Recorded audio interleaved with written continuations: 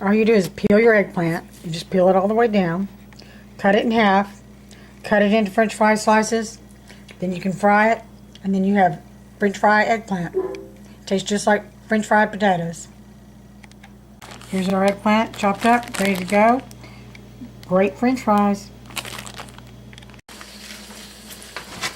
These eggplant French fries.